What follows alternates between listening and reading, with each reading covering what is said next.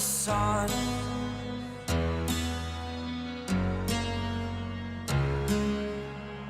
To dream, believe in strength. Now I'm the only one. Only one.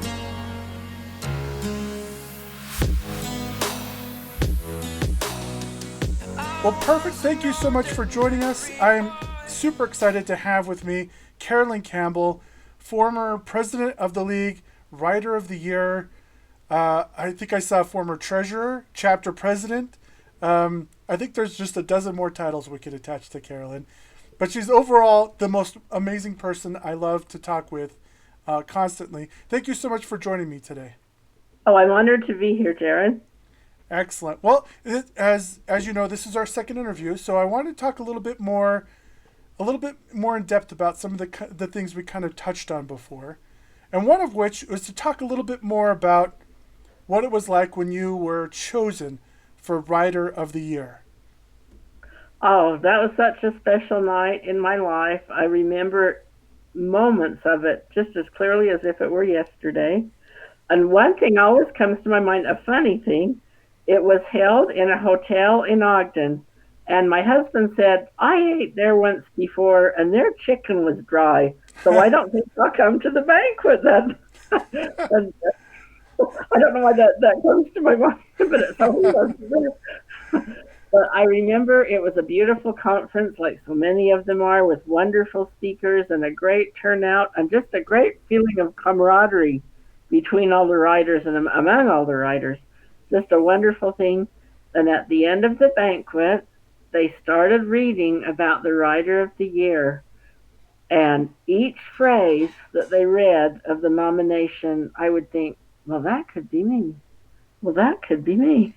And it kept moving a little closer and a little closer. And then when they said I was Writer of the Year, oh, I was so thrilled. I'm kind of a crier, and I think I burst into tears a little bit. And then I went up and hugged the person who nominated me. And it's just a wonderful honor. It's a credential that you never lose, and it looks great on a resume, and the plaque looks wonderful on your wall. It's just a wonderful award, and so I'm really honored to still be the the chair of Writer of the Year.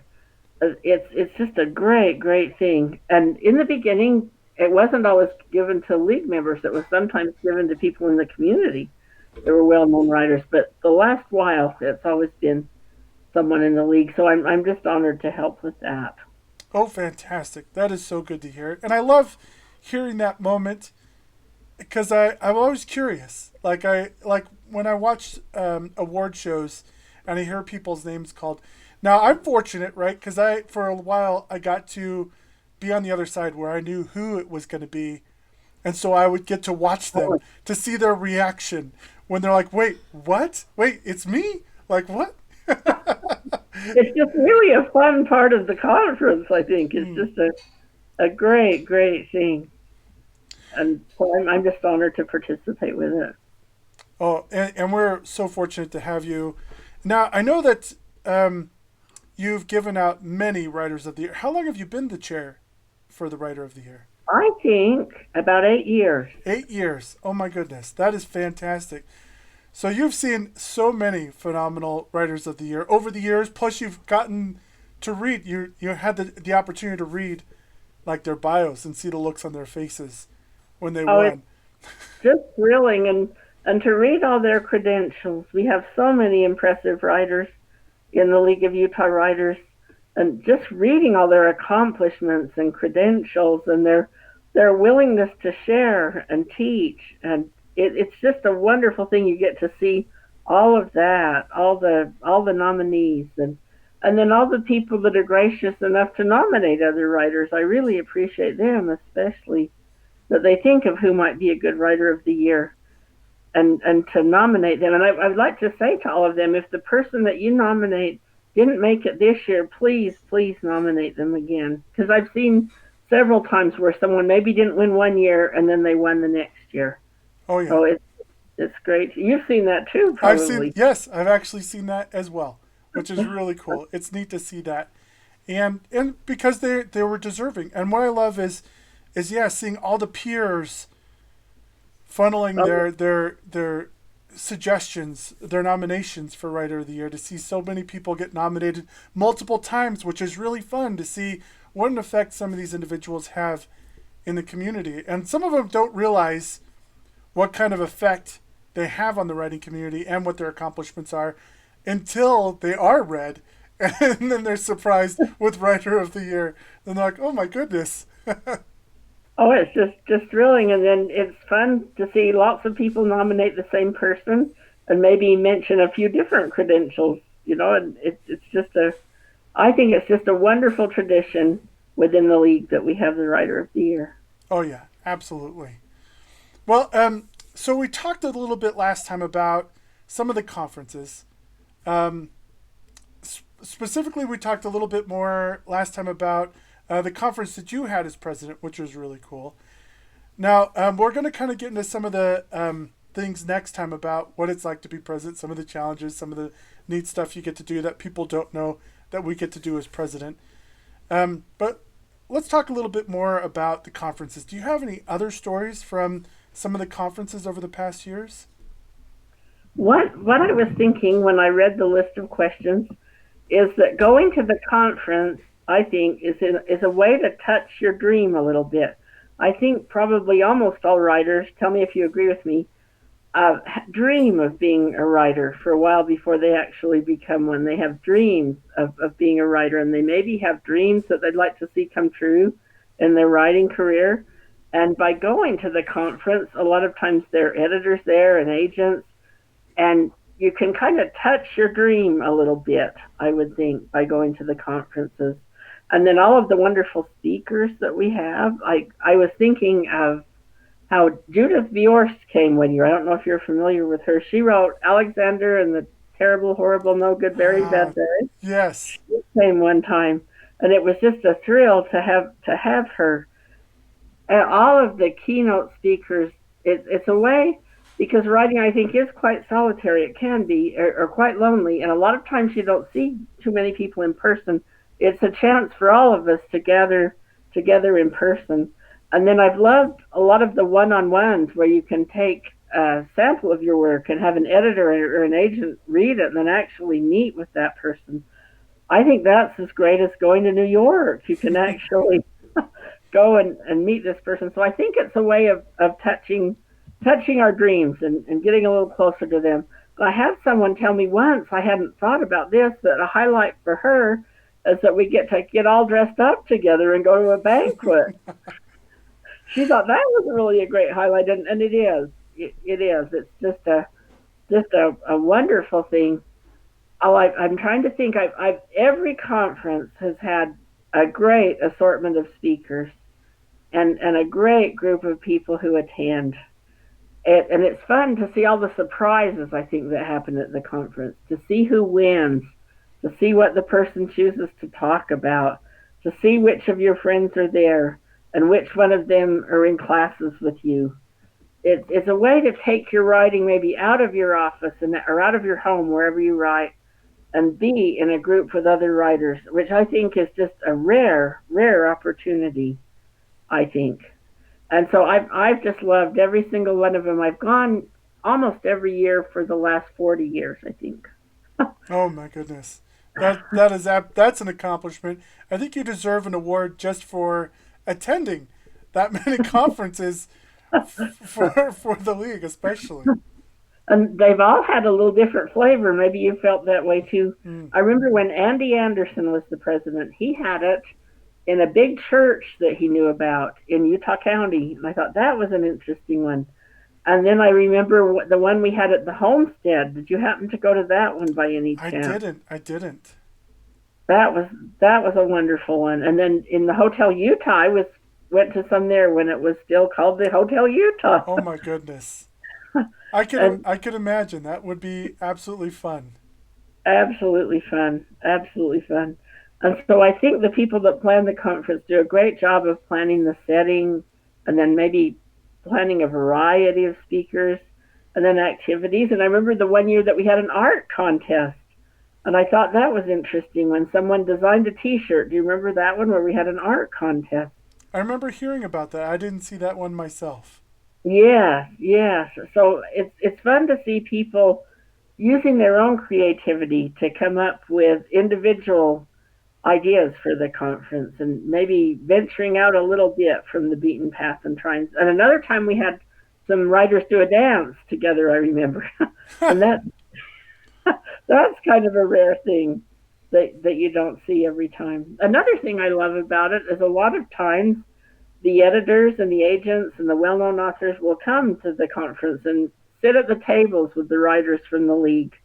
And it's fun to just rub shoulders with them and talk to them a little bit and see what they're like. Barbara Taylor Bradford, I remember when she came and was our keynote speaker, she and her husband went to every meal and every they spent all the whole conference with us, and I thought that was a wonderful thing that they decided to do. And Anne Rule, she was an interesting guest. Are you familiar with Anne Rule? Uh-uh. She's a really well-known true crime writer, Oh. and yeah, which is a different focus. She actually worked on a helpline with Ted Bundy, Oh. and she started to feel like maybe this guy was a little scary. But then one night she was standing on the porch of the helpline, and he came and grabbed her, and he said, "Don't worry, Anne, it's only me." And she had no idea what would happen, to him later in his life. But it led to her career with her knowing him and writing about him. And I remember she said for her first book, she got a $500 advance, and then she ended up getting like a 20,000, then 100,000, and then she said $250,000, 250,000. Whew. She was very successful, and even with all that money, one thing I'll never forget is when we took her to the airport, she saw a necklace that she liked, and she picked it up, and she said, "Oh, it's too expensive," and she put it back. I thought that was interesting, but she really wanted to encourage everyone. She was a single mom who tried to make a living, all the living she needed from her writing, and she said she could write unless her children were physically sitting on the typewriter. Other than that, she could write under any condition. So I thought she was just very inspiring, and I was honored that she would be willing to come here. And just so many writers. Utah has a great respect among writers, I think. It's just a wonderful place. And it's been thrilling to have agents and editors from national places be willing to come here and meet with us and do one-on-ones. And sometimes they end up doing one-on-ones just hours straight. So many people sign up Mm. for their appointments. It seems like 24/7, and that they Yeah. were willing to do that. You've probably kind of seen that a I little bit. have. Yeah, I've seen that exact thing where and they've been so patient and dedicated to sit there and listen to each and every single pitch, even under, long hour conditions, where they're sitting there for long periods of time. And they're so excited to be here. That's what I love so much about it.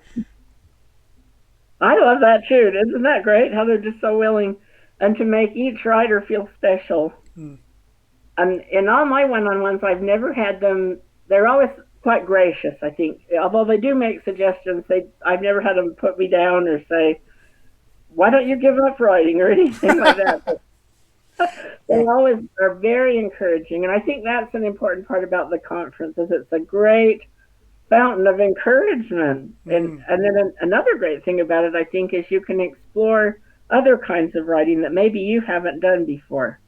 You can consider, if you've never written mysteries, you can go to classes about mysteries, or if you've never written nonfiction, there's nonfiction classes that gives you a chance to just maybe try or learn about different kinds of writing and what you can do.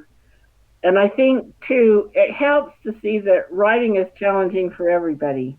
Hearing about challenges that other people have can help us find the courage to move forward, I think.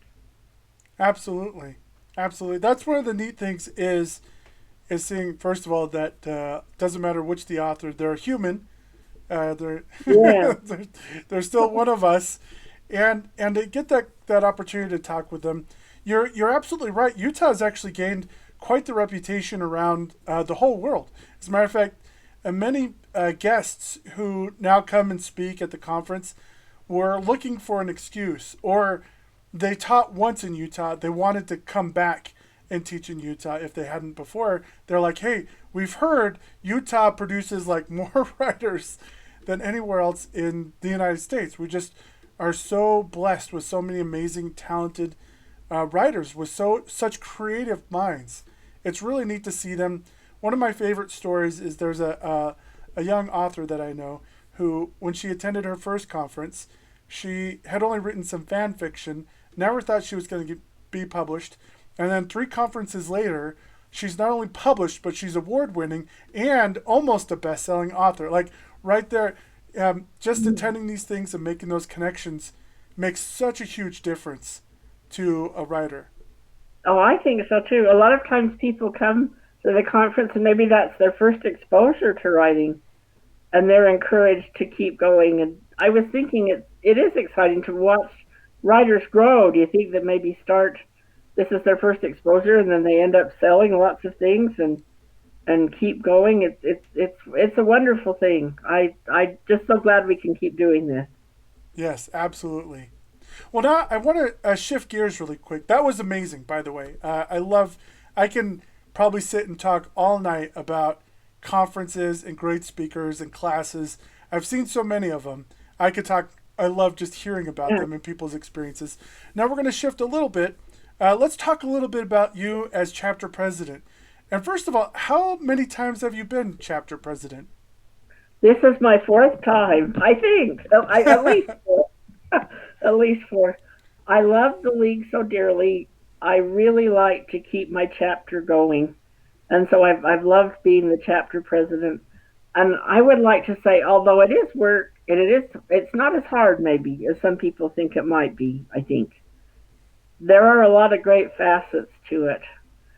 And it gives you, in a way, it's like planning the conference on a smaller scale. You get to choose speakers and invite them to come to your chapter. You get to meet other writers, and you can kind of gauge what might be a good speaker for the writers that you have in your chapter. Then all of the league, I think, helps counteract the loneliness or the solitariness of writing. It just feels so good to be around other writers. And I love getting speakers. I think that's my favorite part of being the president is finding speakers and asking them to come. And so many of them are just so willing, and they offer such great information. And there's such a wide variety of writing to choose from, to get speakers about all different kinds and aspects of writing. And you can even veer off the edge a little bit and have an organization expert come and talk about organization, or a time expert come and talk about timing. All those things relate to writing. And I've loved seeing people come to the chapter, maybe for the first time, and then they keep coming. One person, Pat Coffey, for example, she came to our chapter for a while, and now she has her own book, and she's working on her 2nd book, and it's just a great thing. But I would like to encourage anyone to consider being a chapter president. It's not maybe as difficult as you might think.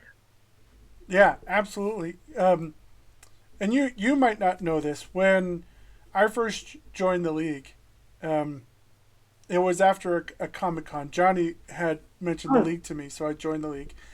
And I went to my very first chapter meeting, and I told my wife before that I wanted to get more involved. And I was sitting in the back of the room of my first chapter meeting when the chapter president stood up and said, well, actually, she was the chapter vice president, and she said the chapter president had stepped down for health reasons, and she wanted to make sure it was okay for her to be president. And everybody said yeah, and then she said, now I need a vice president. And I was sitting in the back of the room, and I said, well, that's not going to be me. I don't choose things like that on purpose. And it's funny because I texted my wife and I said, so they kind of need a volunteer for a vice president. I don't know what it entails. It's probably really complicated. I'm busy, right? That's what I texted my wife. Oh, I love it. And then as the meeting went on, she texted me back and she goes, what are you talking about? This is exactly what you wanted to do. So I sent an email. In the meeting, I sent an email, just to copy my LinkedIn to the new chapter president. And when the meeting was over, she immediately ran over to me screaming, "You're our new vice president." I'm like, "Wait, what?" Like, wait, this is my first meeting. You don't even know who I am. And I joked with her. I said, "Hey, I could be a serial killer." And she said, "We're writers. We're all serial killers." I love so, it. Great. so I was vice president. And you were absolutely right. It wasn't nearly as difficult as I had made it in my mind to be a part of a great team, to help run the chapter and organize things. Now, I'm very curious, how do you go about finding speakers for your chapter? Oh, that's really a good question. I try and think of what we've had recently, maybe what we've had, and then if like we one thing we haven't had for a while is a picture book author. So I know that I would go for the Society of Children, SCBW, the Society of Children's Book Writers. I'm going to ask them about that. And then sometimes if I read about someone that has a new book coming out, I think, well, that person might like to come and talk to us. And then having been in it this long, I know some like Catherine Jones. I have her come every year. She writes a marketing book. Market your book in 2019. Market your book in 2018. Hmm. So I have her every once in a while because she's got a. I think one thing writers want to know a lot about is how to sell. Do you think how to publish, how to sell your work? And so I like to do that. I probably need to have more workshops. Is one thing I need to do more. I think have more where maybe we don't have a speaker and we just have a workshop. What and we do that sometimes. How do you feel about that? No, I think it's great to mix in workshops with the speakers. Make sure you have that hands-on element that helps, develop skills that maybe individuals didn't realize needed work. Just like you were saying at conferences, how many different classes are available. I love when somebody I know goes to a class on romance, and they don't write romance. They write like fantasy, or even like horror thriller, right? And they come out of this romance class and they're like, I had never thought about putting these elements into my writing because everything is related, like you were saying. So it's kind of fun when you get to do a workshop and you get to see, and then they get direct exposure. This is how I can put this into my writing. I love those aha moments that No, people I have. love those. And then I do know of several other organizations, and sometimes I consult with them. Like I used to belong to the Ladies Literary Club, and I consult them.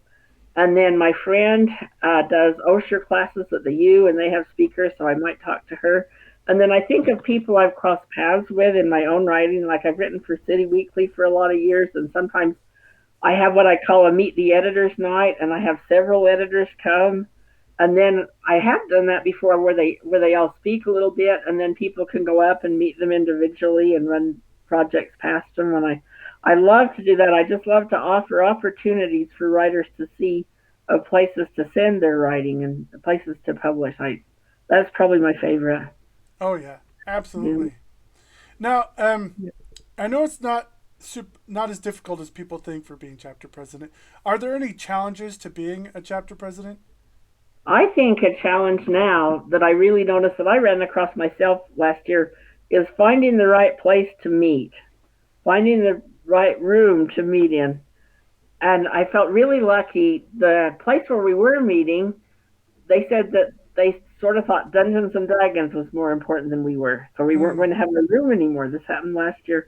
But I called Holiday Library and they said, we really value writers. We would like to have you here. We will let you reserve the room for a whole year. So I thought Wow. I felt really lucky about that. I think so. The library is a good place to meet, and then I've heard of other people that have met in city offices and a lot of interesting places. But I think I would like to know more about that. Maybe a little variety and where to meet. Did you feel like that's challenging, or did your chapter have a pretty That's good place? spot on. I think that's the number one challenge, actually, um, is finding the right place to meet, especially since it needs to be a public place that everybody has access to, so people don't feel excluded or intimidated to attend a meeting, and where they feel like, okay, I can share my thoughts or opinions here, and nobody's gonna kick me out just because they oppose what I'm thinking. meeting places is definitely high on the list. Even when we starting a lot of new chapters, I noticed a lot of new chapters would that's where their initial struggle was. Well, because they didn't have relationships with the libraries yet, and so they're like, "Hey, how do we reserve this?" And it's funny because sometimes they're like, "We can reserve it this month," but then when it's time to reserve it again, another group has it, so they're like, "Okay, we got to find a different spot." And then the next month they get that room back, so they're there again. So I've seen many different things. Reserving space is probably the number one challenge, I think, for a chapter president. I've heard of some chapters that have met in bookstores. I thought that would be Mm-hmm. interesting if a bookstore would let you come there, or and then city offices and libraries. And like you said, I think it's the number one challenge. I love to do as much publicity as I can for every speaker. I like to write press releases and make sure I post it on the league page. And then if I know of anyone else that could publicize it a little bit, maybe with another organization, I try to publicize it as much as I can. I try to publicize it as much as I can. Then if the turnout isn't especially high, I just I just have to say, well, that's how it was meant to be. I think not to agonize too much over it. Would you say Mm. is good? That's And spot on. Even as a speaker, because I've talked at just about every chapter in the league, there's like times where I show up to a chapter meeting and there's 50 people there, and then sometimes there's 3 people there. It's funny because as a speaker, I expect it. Like I'm okay with it. But you're right. So as a chapter president, you shouldn't be like, I feel bad. There's only 4 people here. 4 people is still valuable. If one of those people come away with the information and do something with it amazing, that's well worth it. I think so too. I think so too. And I just got to think, well, maybe this is how it's meant to be. This meeting, and it's a wonderful thing. I love to just keep my chapter going, and I try to think of if there's someone that hasn't come for a while, I maybe give them a call and say, we're going to have a great meeting tonight. You might want to consider coming. And I also encourage the speakers to invite any of their friends Hmm. to come see them. It Absolutely. yeah, it's just such a wonderful, wonderful thing. I would like to experiment more with maybe having 2 chapters, like Infinite Monkeys was maybe going to come visit WordCraft. So I thought about doing some more of that, maybe of having 2 chapters Ooh. meet Yeah, together. that could be really fun to have Yeah, multiple chapters, come together every once in a while to meet each other, get to know each other more, and build that relationship. Plus, see a neat speaker all at the same time. It'd be I really think cool. that would be good. Yeah, yeah. Absolutely. Of course, it makes it challenging with COVID right now. It's just virtual meetings, which then technically you can invite the whole world to, and it doesn't matter where they're at right now. Yeah, and then our chapter has one contest a year that's a chapter contest, and that's kind of a fun thing to explore. Ours has always been in February, and it usually relates to some kind of love because February is Valentine Mm, month. So that's what we've done. But I know that's a fun thing to have too is chapter contests. that's awesome. So It's I'm curious. Do you have any specific favorite moments from being chapter president over there? I think one of my favorites was when Pat Coffey came to tell me that her book was being published, that she had Oh, started coming to the league, and now her book was being published. And I love it when everyone really loves the speaker and the clapping is really loud and they're just thrilled to have the speaker be there.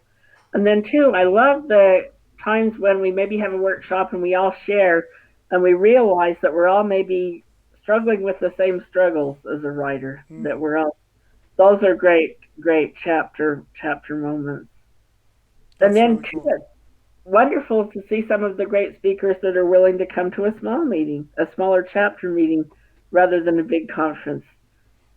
That's a wonderful thing about it I too. know it's kind of surprising, and I've seen that before, where a higher, well published author will come and generously give their time to just a small group, just to talk and hang out. And I'm like, wow, that is really cool to see that.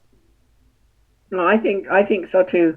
But I think sometimes even really well-known writers can have a few lonely moments, and it's great for them to come and fraternize with us a little bit, hang out with us. Yes, Yeah. absolutely. And another thing I think is great, we've had some seniors come to some of our groups, people that are retired and they want to start writing now. And I think it's fun for them to learn about it at that time of life. And Absolutely. Absolutely. I think that's really cool to know that you can start this at any point. Unlike learning a foreign language, which can be a struggle unless you're, I don't know, like a teenager or younger, where it just seems to come more natural. It's so neat to see that writing could be something that you can pick up and learn and develop no matter where you are, skill wise or in life. oh, I think so. Absolutely. It's a very flexible thing, do you think? Mm. And you can spend 1 hour a day or five or eight, you can take on a lot of projects or just a few. I think the flexibility of it is a great appeal that writing has. Oh, yeah, especially this day and age where individuals are looking for other hobbies or pieces that they can feel like they can start doing and either make a couple extra bucks, either writing articles or short stories, or where they have this hidden passion that they really want to develop and they get to do that on the side while they're working a full-time job and have kids running around. It's really neat to see that they can start growing that and developing it and getting it ready to go. Oh, I agree, 100%. You can get up early, you can stay up late, you can. It's just very, very flexible. Well, It's a great interest. well, perfect. Thank you so much, Carolyn, for joining me this evening. I'm excited because the third interview, we're going to talk a little bit more about what it's like to be president of the league and the cool things and the challenges that come with that, plus some more in-depth things behind the scenes when it comes to conferences that people might not realize go on, right? One of the things we talked about briefly last time was talking about how one of the presenters happened to be a little intoxicated, and that creates a challenge that you never think you're going to run into until you run into it. And Yeah, we've all been there, just so people know. It's those happened. are the fun parts. Those are fun and interesting. We definitely grow from those experiences. You think? Yes, absolutely. Well, perfect. Thank you so much again for joining me this evening, and we'll be in touch, of course, to get the third interview scheduled. Thank you again.